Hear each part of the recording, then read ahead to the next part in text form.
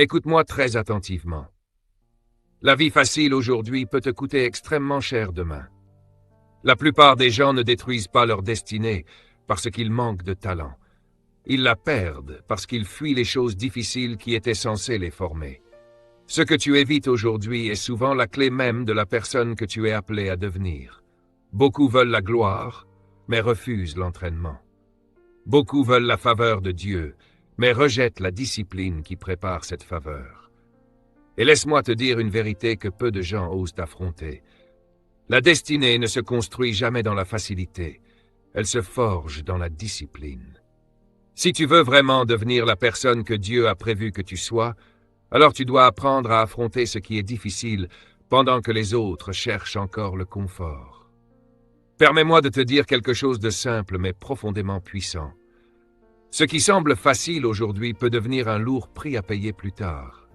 La vie n'a jamais été facile pour personne. Elle ne l'a jamais été et elle ne le sera jamais. Mais les personnes qui échouent ne sont pas celles qui rencontrent la difficulté. Ce sont celles qui refusent d'être façonnées par elle. Lorsqu'un défi apparaît, beaucoup reculent. Lorsqu'une discipline est nécessaire, ils cherchent un raccourci. Le confort parle doucement à ton esprit. Il te dit « Repose-toi aujourd'hui, tu commenceras demain ». Mais ce que le confort ne te dit jamais, c'est que chaque jour de fuite prépare une facture pour ton avenir. La sagesse biblique nous avertit que certaines voies semblent correctes à nos yeux, mais leur destination finale mène à la destruction. Pourquoi? Parce que ce qui semble logique au moment présent n'est pas toujours aligné avec la destinée. Notre génération est fascinée par la facilité.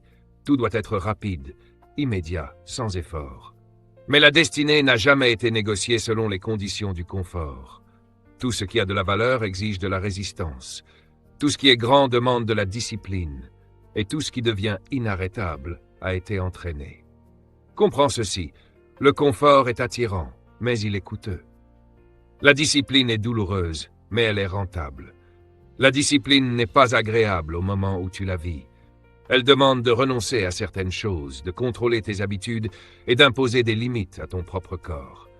Mais avec le temps, elle produit un fruit extraordinaire, la maturité, la paix intérieure et la capacité de porter la responsabilité. Les personnes inarrêtables ne sont pas simplement talentueuses, elles sont entraînées. Elles ont entraîné leur esprit à dire non quand tout le monde disait oui. Elles ont entraîné leur corps à se lever quand il voulait rester au repos. Elles ont entraîné leur esprit à obéir à Dieu même, lorsque cela dérangeait leur confort. Alors laisse-moi te poser une question très honnête. Qu'est-ce que tu évites actuellement dans ta vie? Cette conversation que tu repousses, cette habitude que tu refuses de changer, cette discipline que tu sais nécessaire, ou ce pas d'obéissance que Dieu te demande. Le retard n'est jamais neutre. Chaque report façonne silencieusement ton futur. C'est pour cela que la discipline n'est pas seulement un principe de développement personnel. C'est une arme spirituelle. Elle t'aligne avec ton avenir plutôt qu'avec tes émotions. La discipline déclare « Je ne sacrifierai pas mon futur pour le confort du moment ». Mais beaucoup de personnes se trompent aussi au sujet de Dieu. Elles pensent que parce que Dieu est plein de grâce, la préparation serait optionnelle. Certaines croient que prier remplace le travail. D'autres pensent que l'onction excuse le désordre. Mais Dieu n'a jamais fonctionné ainsi. Dès le commencement, Dieu a donné une responsabilité à l'homme avant même qu'il y ait le péché ou la lutte. Avant de donner la domination, Dieu a donné une mission. Cela signifie que Dieu honore la discipline avant de libérer l'autorité. L'influence n'est jamais confiée à ceux qui vivent dans la négligence. Dieu confie l'impact à ceux qui savent gérer la responsabilité. Être fidèle dans les petites choses n'est pas une émotion, c'est une habitude, c'est la constance, c'est la structure, c'est la discipline. Beaucoup veulent l'onction, mais peu veulent la gestion. Le salut est un cadeau, mais la maturité est un processus. La croissance spirituelle ne vient pas simplement parce que tu es inspiré. Elle vient parce que tu es structuré. L'apôtre Paul disait qu'il disciplinait son propre corps pour qu'après avoir prêché aux autres, lui-même ne devienne pas disqualifié. Paul comprenait une vérité que beaucoup de croyants ignorent. Si tu ne contrôles pas ta vie, quelque chose d'autre le fera.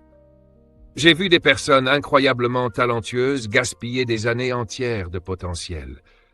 Elles avaient le don, l'appel, les idées, mais aucune discipline. Et le talent sans discipline fuit toujours. Il impressionne pendant un moment, mais il ne peut pas supporter la pression de la destinée. Dieu ne cherche pas simplement la personne la plus douée dans la pièce, il cherche la personne la plus gouvernable, celle qui peut être constante, celle qui peut suivre des instructions, celle qui peut rester fidèle même lorsque personne ne regarde. Ce que tu maîtrises en privé détermine ce que Dieu peut te confier en public. Mais allons encore plus profondément.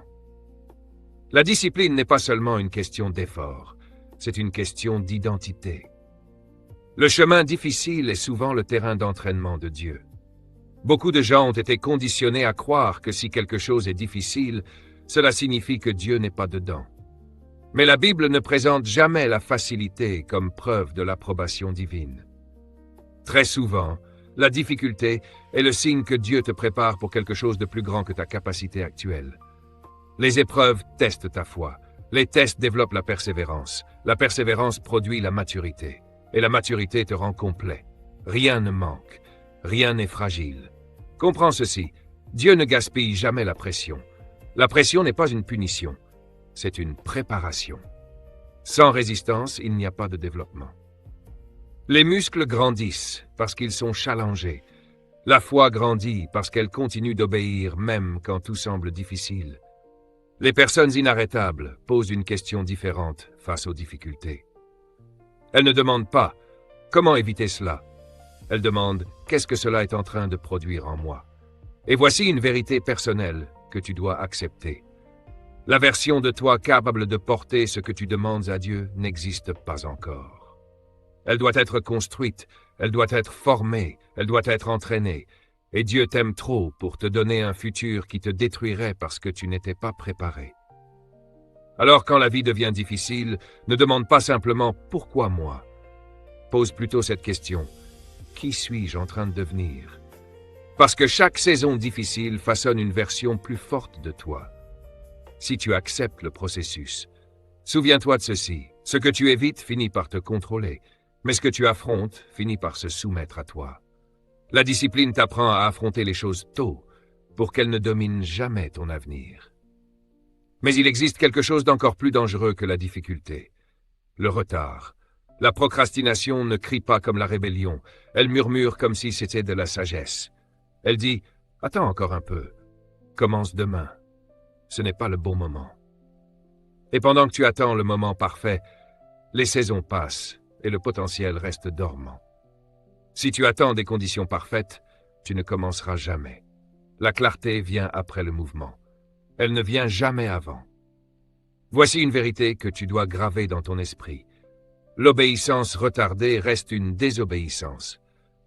Pas parce que tu as dit non, mais parce que tu as refusé de dire oui au moment où cela comptait.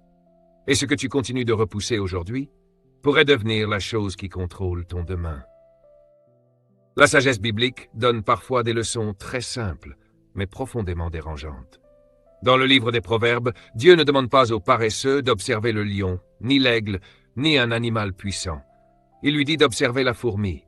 La fourmi n'a pas de patron, elle n'a pas d'alarme, elle n'assiste à aucun séminaire de motivation, et pourtant, elle travaille, elle prépare, elle construit son avenir. Pourquoi? Parce que la vraie discipline n'a pas besoin d'être surveillée. Elle est gouvernée de l'intérieur. Beaucoup de gens pensent que le temps est neutre, mais le temps n'est jamais neutre. Le temps multiplie tout. Si tu nourris le temps avec de la discipline, il multipliera ton progrès. Si tu nourris le temps avec des excuses, il multipliera tes regrets. Beaucoup de personnes ne sont pas bloquées parce qu'elles ne savent pas quoi faire. Elles sont bloquées parce qu'elles choisissent constamment le confort au lieu de l'engagement. Elles connaissent la vérité, elles ont entendu les instructions, elles ont même ressenti la conviction dans leur cœur, mais elles continuent de négocier avec l'obéissance.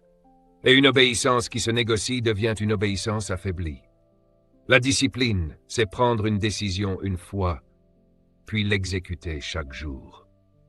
Les personnes inarrêtables ne se réveillent pas chaque matin pour débattre avec leur volonté. Elles ont déjà décidé à l'avance. C'est pour cela qu'elles ne dépendent pas de la motivation, elles dépendent de systèmes. Elles ne se demandent pas si elles en ont envie. Elles agissent selon leurs valeurs. Alors laisse-moi te poser une question directe. Quelle est l'action que tu sais devoir prendre cette semaine, mais que tu continues de repousser? Pas le mois prochain. Pas quand la vie sera plus calme. Cette semaine. Parce que l'élan ne se construit pas avec de grandes intentions. Il se construit avec de petites actions décidées et répétées. Chaque fois que tu repousses une action, tu renforces l'habitude de fuir. Chaque fois que tu agis, tu renforces l'habitude de diriger. Et le leadership commence toujours par une chose, se diriger soi-même. La discipline n'est pas une question de contrôle, c'est une question de leadership. Si tu ne te gouvernes pas toi-même, quelque chose d'autre le fera. La Bible dit qu'une personne sans maîtrise de soi ressemble à une ville sans mur. Dans l'Antiquité, une ville sans mur était exposée à tout, les envahisseurs, le vol, le chaos. De la même manière, une vie sans discipline n'a aucune protection.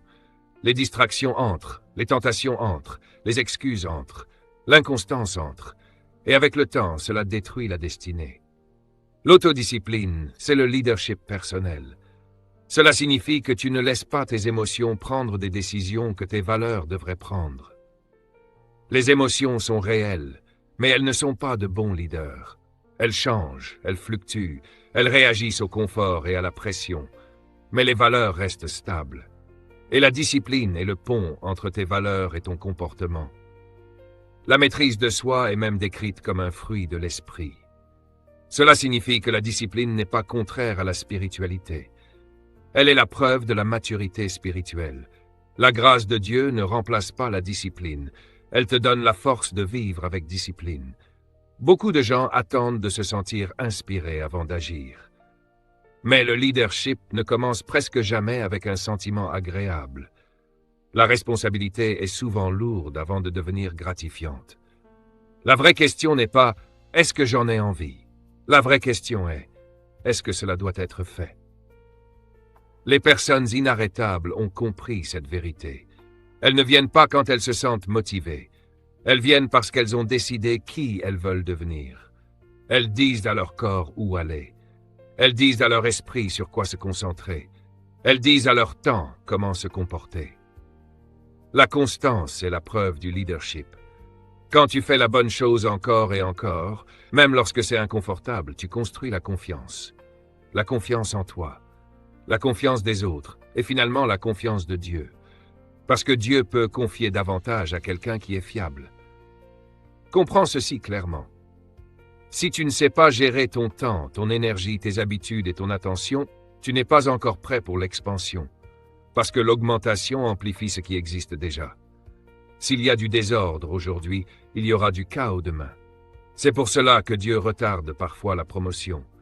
Pas pour te punir, mais pour te protéger. Parce que l'autorité sans maîtrise de soi détruit plus vite que l'incompétence. Voici un principe puissant. Tout futur significatif exige un sacrifice présent. La question n'est jamais « vais-je payer un prix ?» La vraie question est « quel prix vais-je choisir de payer ?» Tu peux payer le prix de la discipline aujourd'hui ou le prix du regret demain. Moïse a compris cette vérité.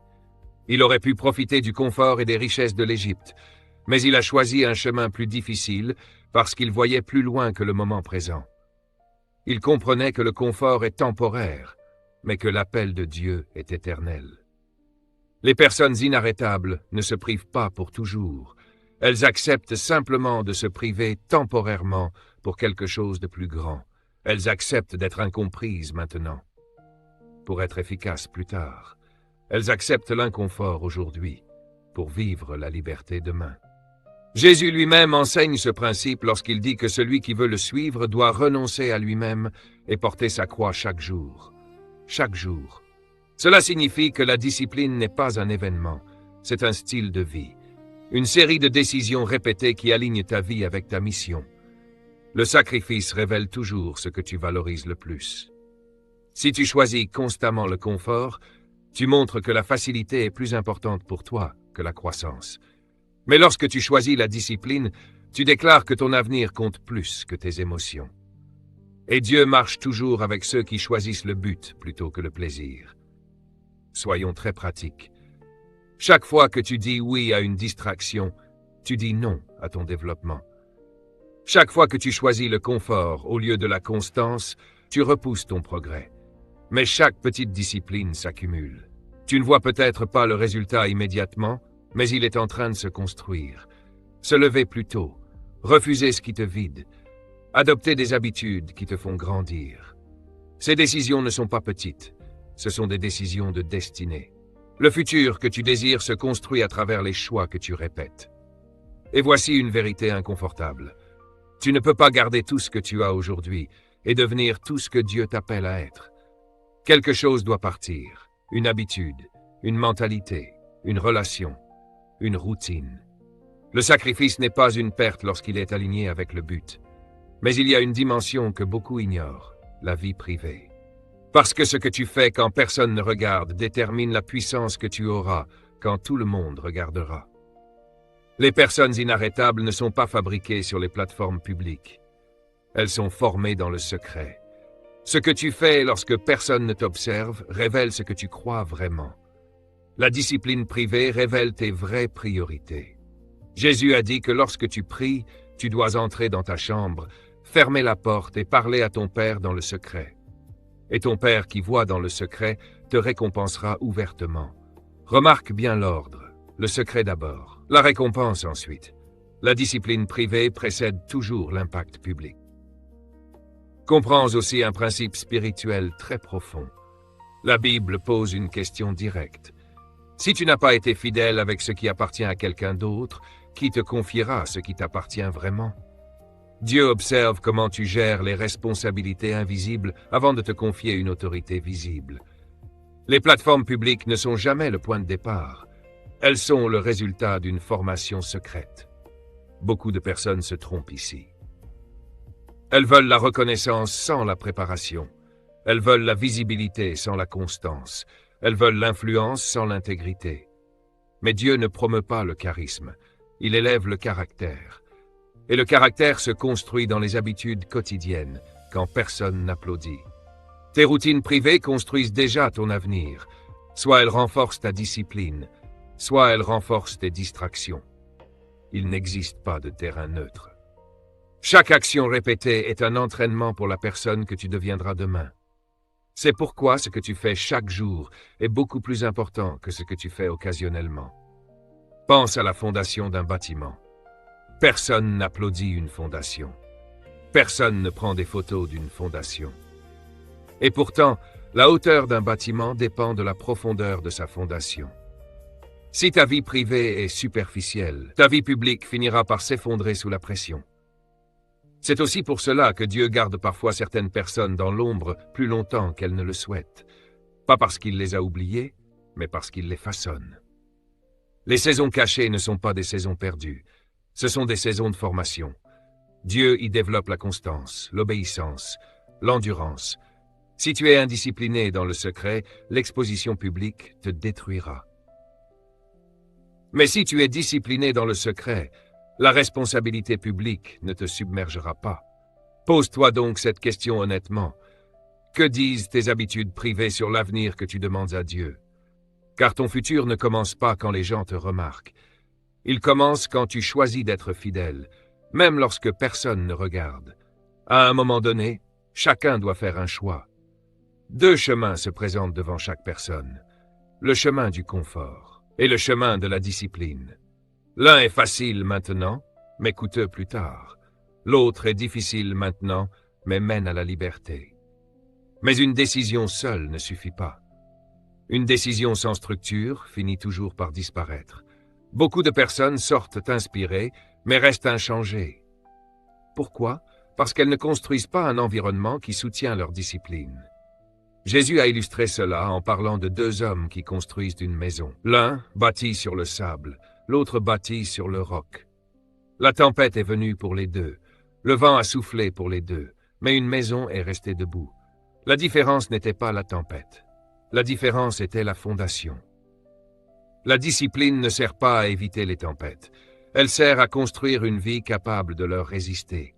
Dieu est un Dieu d'ordre. Quand ta vie manque de structure, les distractions se multiplient.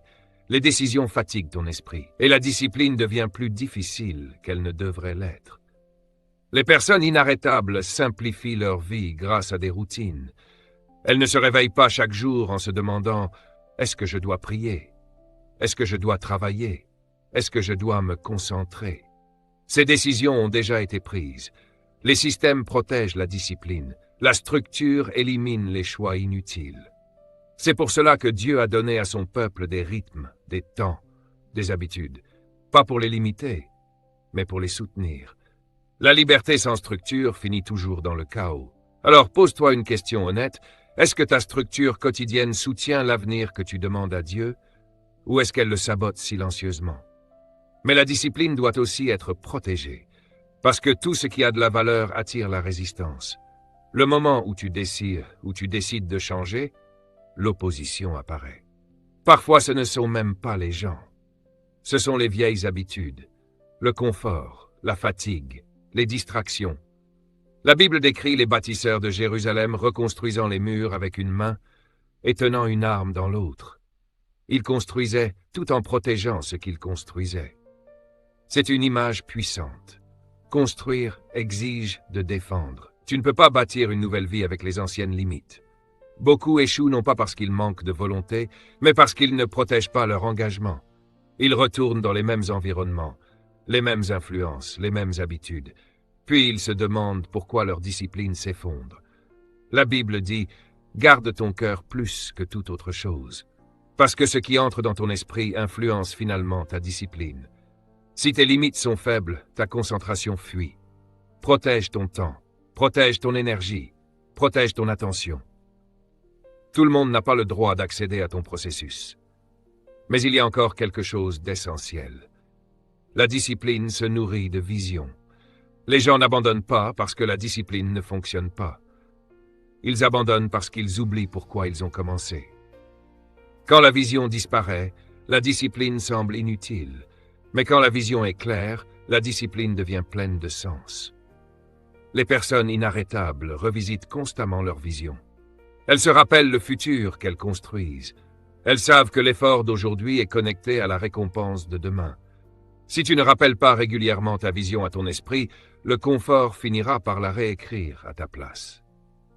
Et finalement, la discipline dépasse ta propre vie.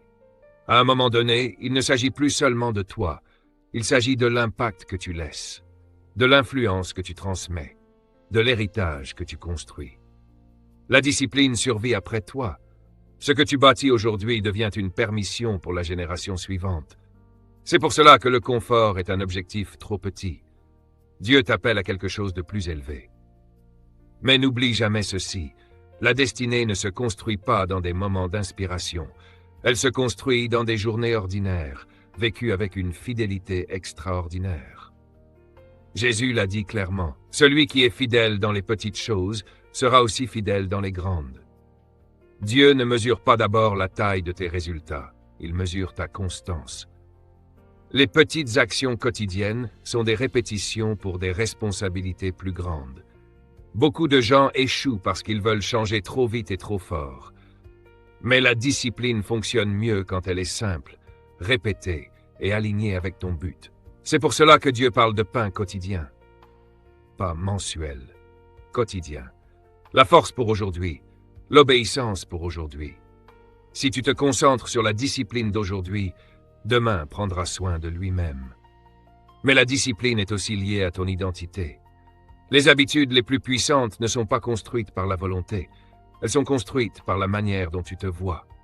Si tu te vois comme quelqu'un d'inconstant, tu agiras de manière inconstante. Mais si tu te vois comme quelqu'un de discipliné, ton comportement finira par s'aligner. Les personnes inarrêtables ne disent pas « j'essaie d'être discipliné ». Elles disent « je deviens quelqu'un de discipliné ».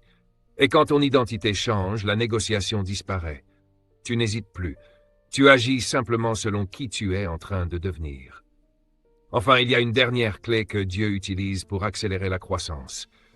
La responsabilité. Personne ne grandit seul. Même Jésus avait des disciples, Moïse avait Aaron, Paul avait Timothée.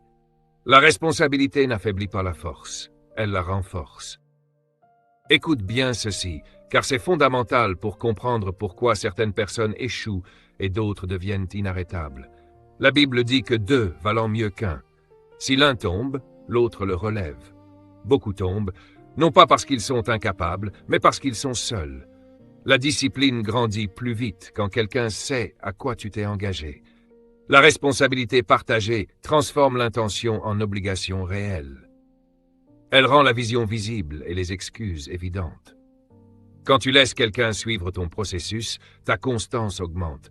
Peu à peu, ce qui semblait difficile devient naturel. Ce qui demandait un effort devient instinct. L'obéissance n'est plus forcée, elle est formée. La discipline mûrit avec le temps. Tu ne la précipites pas, tu restes fidèle jusqu'à ce qu'elle te porte. Et alors la vie commence à répondre différemment. Les opportunités s'alignent, la confiance grandit, la capacité augmente. Non pas parce que la vie est devenue plus facile, mais parce que tu es devenu plus fort. Mais il y a encore plus. La discipline doit s'ancrer dans le rythme. Le rythme supprime le hasard. Quand tes journées ont une cadence, ta vie prend une direction claire. Dieu lui-même agit par rythme. Lumière et ténèbres, semences et moissons, travail et repos. L'ordre précède la complexité. La structure n'est pas humaine, elle est divine. Sans rythme, tu gaspilles de l'énergie à décider plutôt qu'à agir. Les personnes inarrêtables vivent intentionnellement. Elles protègent leur matinée car le matin fixe le ton de la journée. Commencer par Dieu avant les exigences du monde transforme tout. La discipline ne se limite pas à gérer le temps, elle gère l'énergie. Beaucoup croient être paresseux, alors qu'ils sont simplement épuisés. Même Dieu a institué le repos. Le repos n'est pas faiblesse, c'est obéissance. Il recalibre le focus et protège contre l'épuisement. La discipline inclut savoir quand s'arrêter. La discipline gouverne aussi la pensée. Les habitudes s'effondrent quand les pensées sont chaotiques. Tu ne peux pas être discipliné à l'extérieur si ton monde intérieur est en désordre. Chaque pensée doit être capturée et rendue obéissante à Christ. La discipline mentale est la fondation de la discipline comportementale. Progressivement, la discipline devient responsabilité. Dieu t'a confié ton temps, ta force, tes opportunités, ton influence. La discipline est le moyen d'honorer cette confiance. Elle multiplie ton utilité. Elle transforme la question de « que veux-je faire » en « que Dieu m'a-t-il confié aujourd'hui ?» La discipline devient ensuite héritage. Ce que tu entretiens dans la durée montre aux autres ce qui est possible. Ta constance donne la permission. Ton obéissance devient preuve. La fidélité se transmet et se reproduit. Dieu met toujours devant toi un choix, vie ou mort, bénédiction ou malédiction. Il ne décide pas à ta place, il te donne l'option. La discipline, c'est choisir la vie chaque jour, même quand c'est inconfortable. Un esprit discipliné est un esprit puissant, aimant et saint. La peur fuit la responsabilité. La discipline l'embrasse. La vraie liberté n'est pas de faire ce que tu veux quand tu veux. La vraie liberté, c'est pouvoir faire ce que tu dois, même quand tu n'en as pas envie. Les prisons les plus dangereuses ne sont pas faites de barreaux, elles sont faites de mauvaises habitudes que tu refuses d'affronter. Voici ton appel. Choisis le chemin difficile. Pas parce qu'il impressionne, mais parce qu'il est efficace. Choisis la discipline plutôt que les excuses. Choisis la structure plutôt que l'improvisation. Choisis l'obéissance plutôt que le confort. Chaque décision de discipline est un vote pour le futur que tu dis vouloir. Dieu a donné une stratégie claire. Méditer sa parole jour et nuit, agir selon ce qui est écrit. Alors seulement ton chemin sera prospère et tu auras le succès. Le succès vient de la discipline, pas de la chance, de la constance, pas de la commodité. Laisse cette vérité s'ancrer en toi. Ce que tu fais de manière consistante détermine qui tu deviens pour toujours. Tu ne montes pas au niveau de tes intentions, tu tombes au niveau de tes disciplines. Le futur que tu pries pour dépend des habitudes que tu acceptes de prendre aujourd'hui. Alors décide maintenant, quelle habitude difficile vas-tu commencer immédiatement? Quel confort vas-tu éliminer? Engage-toi intentionnellement, pas émotionnellement. Deviens la personne que Dieu a déjà conçue pour toi. Parce que quand tu fais ce qui est dur maintenant, tu ne te contentes pas de survivre. Tu deviens inarrêtable.